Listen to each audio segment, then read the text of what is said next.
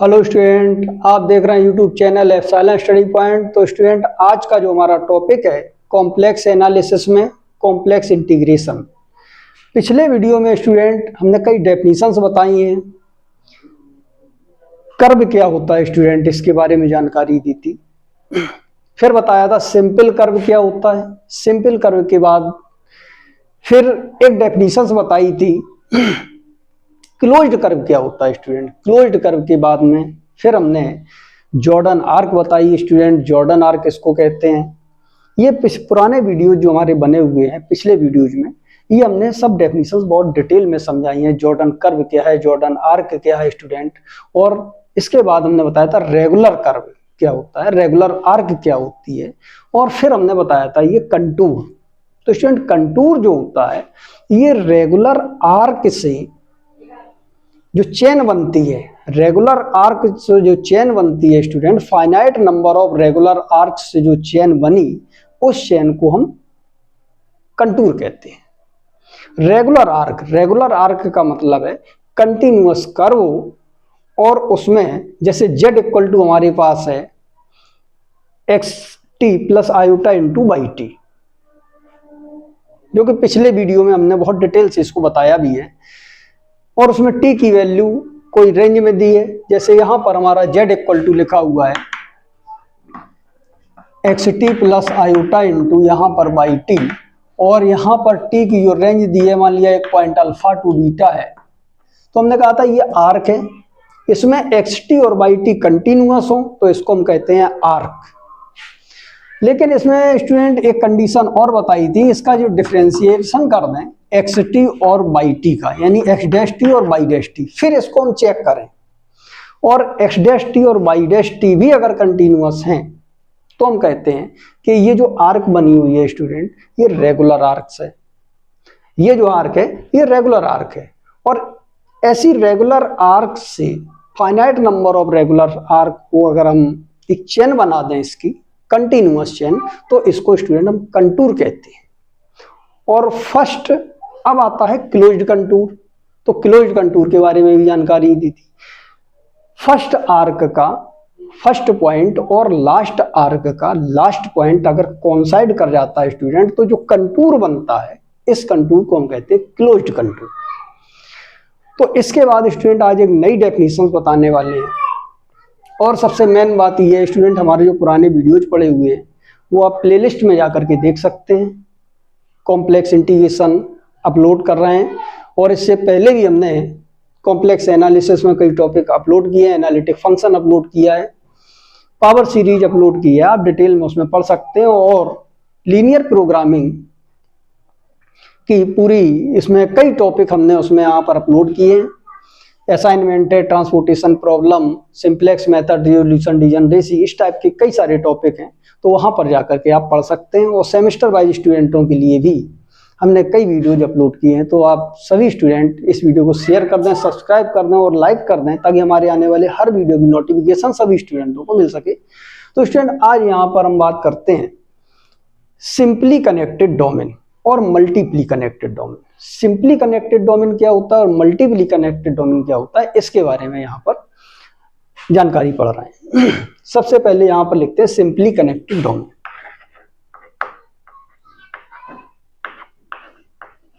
Simply connected domain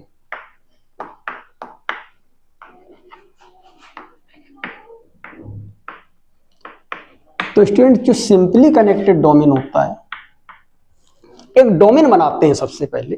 यानी कि ये मान लिया हमारे पास एक डोमेन है, बहुत सारे इसमें पॉइंट हैं।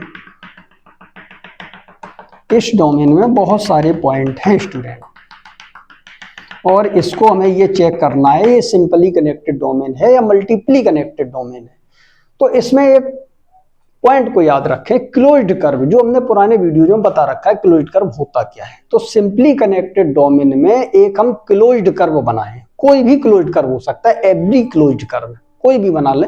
अब ये तुम्हारा आकार सर्किल का टाइप भी हो सकता है क्लोज्ड कर्व का, ट्राइंगल के टाइप का भी हो सकता है स्टूडेंट, ये स्क्वायर या रेक्टेंगल के टाइप का भी हो सकता है, कोई भी क्लोज्ड कर्व हो सकता है। तो इसमें एवरी क्लोज्ड कर्व, किसी भी क्लोज्ड कर्व को बनाएं और उसको श्रंक करें। श्रंक का मतलब उसकी आकृति, उसका आकार वही रहे, बस वो छोटा होता चला जाए और एक पॉइंट की तरफ उसको हम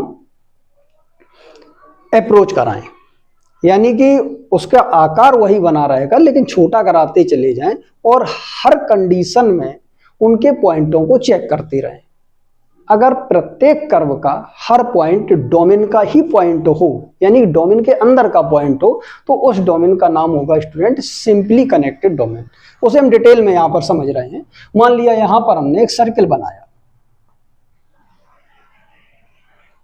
तो स्टूडेंट ये जो सर्किल बना हुआ है, यानी कि यहां पर ये क्लोज्ड कर्व, कोई भी क्लोज्ड कर्व बनाया है, ये क्लोज्ड कर्व बना हुआ है, इसका हर पॉइंट हम देखते हैं। तो स्टूडेंट यहां पर इसका हर पॉइंट डोमेन के अंदर का ही पॉइंट है। हम इसकी बाउंड्री का कोई भी पॉइंट चेक कर लें, इस बाउंड्री का कोई भी पॉइंट हम चेक कर लें स्टूडेंट, तो हम देख रहे हैं इस डोमेन के अंदर ही है। लेकिन बताया क्या है कि किसी भी कर्व को हम श्रंक करें, यानी कि उसकी शेप, उसका आकार वही बना रहे लेकिन उसको छोटा करते चले जाएं। अब हमने इसको छोटा कर दिया। जब स्टूडेंट हमने इसको छोटा किया तो अब जो इसकी आकृति बनी, इस आकृति को हम देखते हैं इसका हर पॉइंट डोमेन के अंदर का है कि नहीं। यानी कि यहां पर देखें ये पॉइंट, ये पॉइंट, यहां पर ये हर पॉइंट को देख रहे हैं, तो इसमें हर पॉइंट जो है स्टूडेंट इस डोमेन डी के अंदर ही है।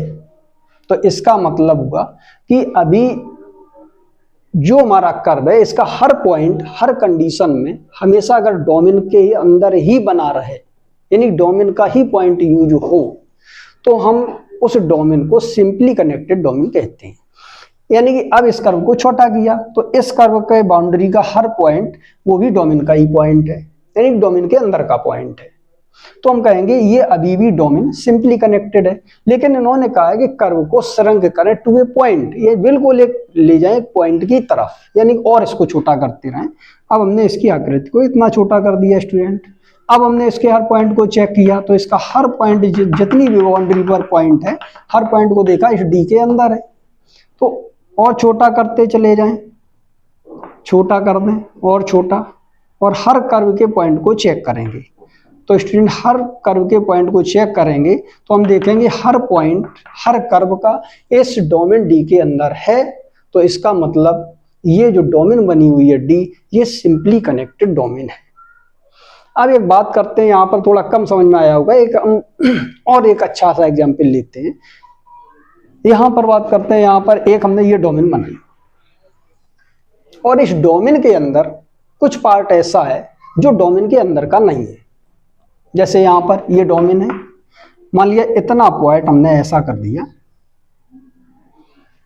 कि ये डोमेन के अंदर का नहीं है, यानी डोमेन के अंदर जितने पॉइंट हैं हम इस टाइप के, ये इसको हम कहते हैं रिंग शेप्ड डोमेन। इसको हम रिंग शेप्ड डोमेन भी कहते हैं स्टूडेंट। ये बनी हुई है, यानी कि अब जितने भी डोमेन के अंदर जो पॉइंट हैं वो इस कर्व के बाहर हैं और इसके अंदर है। यानी कि ये जो पॉइंट है ये डोमेन के, ये खाली पॉइंट है, यानी कि इसमें कुछ नहीं है, डोमेन का इसमें कोई भी पार्ट नहीं है। डोमेन जो बनी हुई है वो ये बनी हुई है। अब हमें ये चेक करना है कि ये डोमेन सिंपली कनेक्टेड डोमेन है कि नहीं। तो सिंपली कनेक्टेड डोमेन का मतलब ये है कि इसमें कोई भी क्लोज्ड कर्व ले, कोई भी closed curve, every closed curve can be shrunk to a point without passing out the region is called simply connected domain। यानी कि इसमें कोई भी क्लोज्ड कर्व बनाएं और उसको हम श्रंक करते चले जाएं, छोटा करते चले जाएं, उसकी आकृति वही बनी रहे, लेकिन हर कर्व का पॉइंट इस डोमेन के रीजन के बाहर पास ना करे, यानी कि हर पॉइंट डोमेन का ही उसमें रहे, तो हम कहेंगे वो डोमेन सिंपली कनेक्टेड डोमेन है। तो स्टूडेंट यहाँ पर अब हम यहाँ क्लोज्ड कर्व को हम इस टाइप का लेते हैं। अब हम देख रहे हैं ट्राइंगल का हर पॉइंट, जितने भी पॉइंट हैं वो इस डोमेन के अंदर के ही पॉइंट हैं, यानी कि जितने पॉइंट इस पर यूज हुए हैं वो सब इस डोमेन के अंदर के पॉइंट हैं। लेकिन अब इस आकृति को छोटा करते हैं, यानी कि इस कर्व को हमने छोटा किया, मान लिया यहाँ पर ऐसा बना दिया। तो अब हमने ये सब पॉइंट चेक किए, तो ये सब पॉइंट हम स्टूडेंट चेक कर रहे हैं, ये सब अभी भी डोमेन के अंदर है। फिर इसको और छोटा किया हमने, इस टाइप का बनाया स्टूडेंट, फिर इसको छोटा किया, तो हर कंडीशन में हम देख रहे हैं कि सभी पॉइंट इस डोमेन के अंदर है। लेकिन इन्होंने एक कर्व की बात नहीं की है स्टूडेंट, एवरी क्लोज्ड कर्व की बात की है, हर कर्व की बात की है। कोई भी कर्व हो उसका हर पॉइंट डोमेन के रीजन के बाहर ना जाए, यानी कि हर पॉइंट डोमेन का ही पॉइंट हो, तो डोमेन को हम कहेंगे सिंपली कनेक्टेड, और अगर डोमेन के रीजन के बाहर चला गया तो मल्टीपली कनेक्टेड। तो यहाँ पर यहाँ पर हम चेक कर रहे हैं, लेकिन ये एक कर्व लिया हमने केवल ट्रायंगल के आकार का, एक दूसरा क्लोज्ड कर्व लेते हैं, मान लिया वो कर्व हमने यहाँ पर लिया, तो स्टूडेंट ये कर्व हमने यहाँ पर ले लिया, ऐसा बनाया इसको।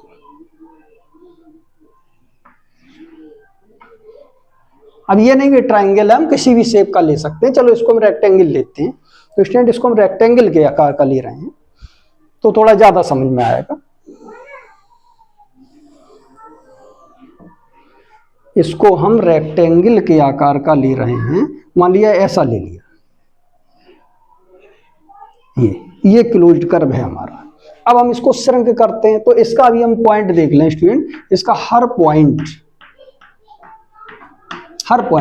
हम ये देख रहे हैं कि डोमेन के रीजन का ही पॉइंट है, यानी कि इसके हर पॉइंट को चेक करें वो डोमेन के अंदर का ही पॉइंट है। लेकिन इसको श्रिंक करें, यानी कि इसकी आकृति को छोटा करें। अब ये बनाए स्टूडेंट, शेप उसकी वही रहेगी, आकार उसका वही रहेगा, लेकिन छोटा कर दिया। अभी भी हम देख रहे हैं कि इसकी बाउंड्री का हर पॉइंट ये डोमेन के पॉइंट का ही है, डोमेन का ही है हर पॉइंट। तो इसका मतलब अभी भी टोटल के टोटल पॉइंट डोमेन के हैं, अभी भी ये सिंपली कनेक्टेड डोमेन का रोल कर रहा है। इसको और छोटा किया, तो स्टूडेंट जैसे ही हमने इसको और छोटा किया, तो यहां पर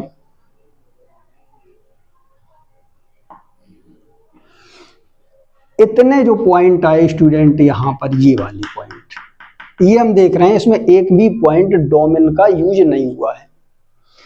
तो इसका मतलब अब ये डोमेन हमारी सिंपली कनेक्टेड डोमेन नहीं है।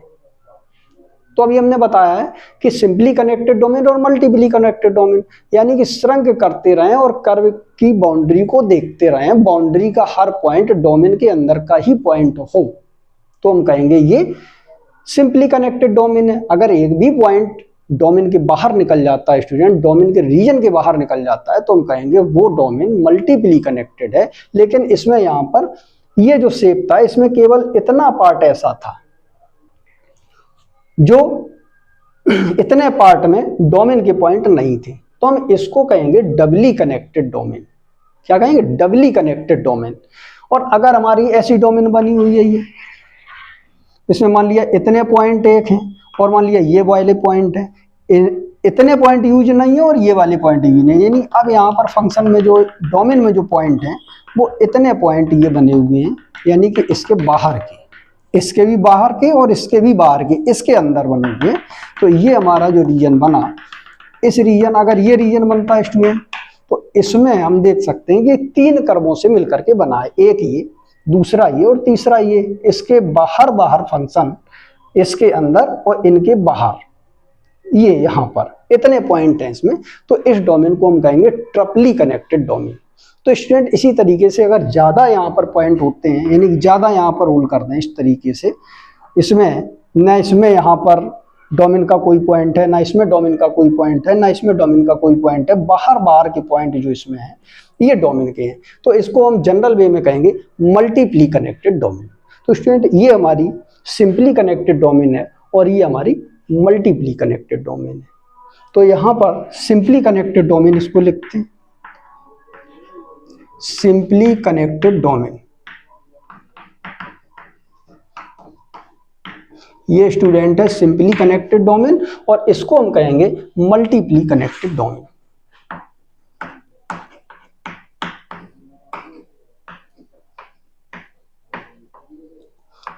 मल्टीपली कनेक्टेड डोमेन।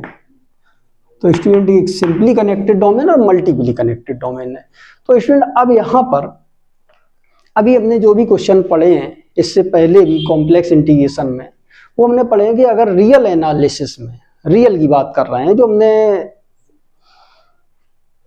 11th 12th या बीएससी में जो भी फंक्शन पढ़े कॉम्प्लेक्स को छोड़ करके रियल के, तो हमने वहां पर बताया था कि अगर किसी फंक्शन का इंटीग्रेशन किया जाए, मान लिया यहां पर फंक्शन चलते हैं fx और dx, fx और dx ये फंक्शन है, अगर इसमें अपर और लोअर लिमिट, मान लिया यहां पर a टू a लिखी हुई है, रियल एनालिसिस की बात करते हैं, अपर और लोअर लिमिट बिल्कुल सेम है और इसका फंक्शन का इसका इंटीग्रेशन अगर किया जाए तो स्टूडेंट इसका इंटीग्रेशन हमेशा 0 आता था। और कॉम्प्लेक्स एनालिसिस में कॉम्प्लेक्स इंटीग्रेशन का जो चैप्टर चल रहा है स्टूडेंट, इसमें भी हमने क्वेश्चन बताए हैं कि इसमें एक क्वेश्चन हमने ये भी बताया था कि गामा बताया था वहां पर और एक रेक्टेंगल बना हुआ था,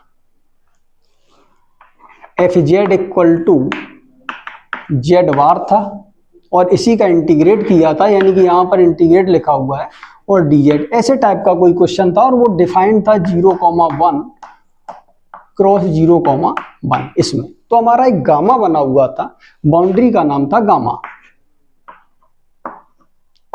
और इसका इंटीग्रेशन इस पे किया गया था। तो मान लिया यहां से स्टार्ट हुआ स्टूडेंट और पूरे राउंड लगा करके इसी पर आ गया था, ये पिछले वीडियो में हमने बताया है। और इसका इंटीग्रेशन स्टूडेंट किया था हमने, इंटीग्रेशन, और इस पूरी बाउंड्री का नाम हमने गामा रखा था, यानी स्टार्ट किया था ओ से और बाउंड्री को चलते चलते लास्ट में पहुंचे थे वो भी ओ पर। तो इसका मतलब स्टार्टिंग पॉइंट ओ और लास्ट पॉइंट भी इसका ओ। और इसका स्टूडेंट जब हमने इंटीग्रेशन किया था जेड बार डी जेड का, तो इसका आंसर 0 के इक्वल स्टूडेंट नहीं आया था, 0 के इक्वल नहीं आया था। ये कॉम्प्लेक्स एनालिसिस में हमने बताया था। रियल एनालिसिस में तो हमेशा 0 आएगा, लेकिन कॉम्प्लेक्स एनालिसिस में हमेशा 0 नहीं आएगा। तो हमने वहां पर बात बताई थी कि हमने कहा था कि ये जो क्वेश्चन है हमारा, इसमें एक प्रॉपर्टी लगा दें। अगर उस प्रॉपर्टी को हमने वहां पर नहीं बताया था, हमने कहा था अगर हम एक प्रॉपर्टी लगा देंगे तो इसका भी आंसर 0 आने लगेगा। तो वो प्रॉपर्टी अब यहां पर बताएंगे। अगर फंक्शन एनालिटिक हो, ये है प्रॉपर्टी उसकी, अगर फंक्शन एनालिटिक हो, यानी कि जो फंक्शन यहां पर इंटीग्रेट करना है ये फंक्शन एनालिटिक हो। अब कहां पर एनालिटिक हो? सिंपल क्लोज्ड कंटूर सी के अंदर और उसकी बाउंड्री पर।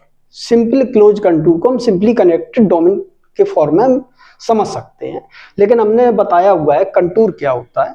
कंटूर होता है एक क्लोज्ड कर्व को, एक क्लोज्ड कर्व को ये जनरल वे में कंटूर कह दें, क्योंकि हमारे जितने भी अब क्वेश्चन दिए गए हैं स्टूडेंट क्लोज्ड कर्व के, वो सब कंटूर है। और एनालिटिक फंक्शन हमने बहुत डिटेल में बताया है, एनालिटिक फंक्शन क्या होता है, एनालिटिक का पूरा टॉपिक पढ़ा चुके हैं, तो आप प्लेलिस्ट में जाकर के वीडियो को एनालिटिक को बहुत डिटेल से पढ़ भी सकते हैं। लेकिन इसमें कॉम्प्लेक्स इंटीग्रेशन में एनालिटिक का एक छोटा सा पार्ट, बहुत छोटा सा पार्ट यूज हुआ है। हम दूर से चेक करके आप लोगों को बताएंगे ये फंक्शन एनालिटिक है कि नहीं, यानी जिन पॉइंटों पर फंक्शन एनालिटिक चेक करना है स्टूडेंट, उन पॉइंटों को उठा करके उसमें डायरेक्ट रख के देखते हैं। जो इनफाइनाइट दे देता है कहते हैं उस पॉइंट पर फंक्शन एनालिटिक नहीं है और शेष पॉइंटों पर एनालिटिक। बस इतनी सी बात यूज होनी है, तो ज्यादा इसमें टेंशन वाली बात नहीं है। तो अगर ये फंक्शन जो यहां पर लिखा रहता है कोई जनरल फंक्शन हो एफ जेड डी जेड, ये फंक्शन एनालिटिक हो, क्लोज्ड कंटूर, यानी कि एक क्लोज्ड कंटूर बना दे, एक क्लोज्ड कर्व बना दे। मान लिया ये हमने एक क्लोज्ड कर्व बनाया, ये क्लोज्ड कंटूर है। क्लोज्ड कंटूर जो बना हुआ है इसकी बाउंड्री के अंदर और बाउंड्री पर, यानी जो भी फंक्शन यहां पर लिखा हो ये बाउंड्री के अंदर, क्लोज्ड कंटूर जो हमारा बना हुआ है उसकी बाउंड्री के अंदर और बाउंड्री पर अगर ये फंक्शन एनालिटिक है तो इसका आंसर इंटीग्रल अलोंग सी, यानी कोई भी ओ टू ओ लिख दें या कर्व का नाम लिख दें सी, तो इसका आंसर स्टूडेंट हमेशा 0 आएगा। यानी कि तो इंटीग्रल किसी भी कर्व को यहाँ पर एफ जेड और डी जेड इक्वल टू 0, यानी कर्व का नाम है वो क्लोज्ड कर्व हो और फंक्शन जो यहाँ पर लिखा हुआ है ये फंक्शन उसके अंदर एनालिटिक हो और उसकी बाउंड्री पर एनालिटिक हो। तो student integral along C F Z D Z का आंसर 0 होगा। और ये बताया था स्टूडेंट कॉची ने। तो एक कॉची ने एक थ्योरम के फॉर्म में इसको लिखा है, if F Z is analytic and single valued within and on a closed contour C, then integral along C F Z D Z equal to 0। तो स्टूडेंट इसको हम डेफिनेशन के फॉर्म में कॉची ने जो थ्योरम लिखी है उस थ्योरम को लिखते भी हैं और इससे आगे की बात करते हैं फिर। तो स्टूडेंट ये डेफिनेशन है इसकी, simply and multiply connected domain. तो हमने बताया था कि in a domain every closed curve can be shrunk to a point, किसी भी क्लोज्ड कर्व को किसी डोमेन के अंदर अगर हम श्रंक करें और हर कंडीशन में उसका हर पॉइंट डोमेन के अंदर ही रहे, डोमेन के रीजन के बाहर ना जाए, तो उसको सिंपली कनेक्टेड डोमेन कहते हैं, अदरवाइज उसको मल्टीपली कनेक्टेड डोमेन कहते हैं। तो फिर यहां पर लिखा हुआ student, a domain in which every closed curve can be shrunk to a point, closed curve को श्रंक कर रहे हैं without passing out of the region, यानी डोमेन के रीजन के आउट में ना हो। लिखा हुआ विदाउट पासिंग आउट, यानी कर्व जो क्लोज्ड कर्व है उसका जो आकार है वो डोमेन के रीजन के आउट ना हो। लिखा हुआ है without passing out of the region is called the simply connected, यानी टोटल के टोटल कर्व के पॉइंट हर कंडीशन में डोमेन के अंदर के ही पॉइंट रहें तो उसको हम सिंपली कनेक्टेड डोमेन कहते हैं। आगे लिखा हुआ है otherwise it is said to be multiply connected, अन्यथा इसको हम मल्टीपली कनेक्टेड डोमेन कहते हैं। स्टूडेंट बहुत डिटेल से हमने इससे आगे इसको समझा भी दिया है। और अब चलते हैं यहाँ पर कॉची थ्योरम पर, जो भी हमने अभी समझाई हुई है कॉची थ्योरम।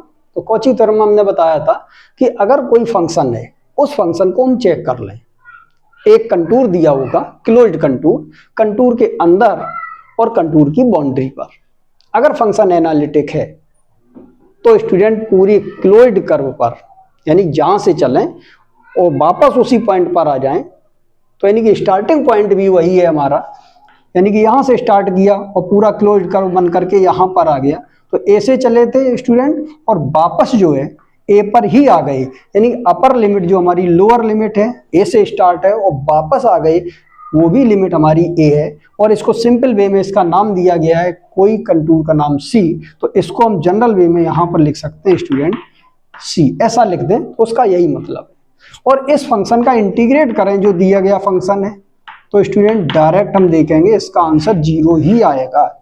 हम पूरा सॉल्व करेंगे तो भी 0 आएगा और डायरेक्ट रख देंगे तो भी 0 आएगा। तो इसमें ये कहा गया है, कॉची थ्योरम ने, कॉची ने ये बात बताई है। पहले ऐसा नहीं था, अगर ये एनालिटिक फंक्शन नहीं है तो फिर हम ए से चलें और ए पर ही वापस आ जाएं स्टूडेंट, तो ये जरूरी नहीं इसका आंसर 0 आए। लेकिन अगर फंक्शन एनालिटिक है उसके अंदर और बाउंड्री पर तो हमेशा ही 0 आएगा। तो यानी कि ये लिखा है if a function F Z is analytic and single valued inside and on simple closed contour C, then integral along C F Z D Z equal to 0। तो स्टूडेंट ये हमें कॉची ने बताया था।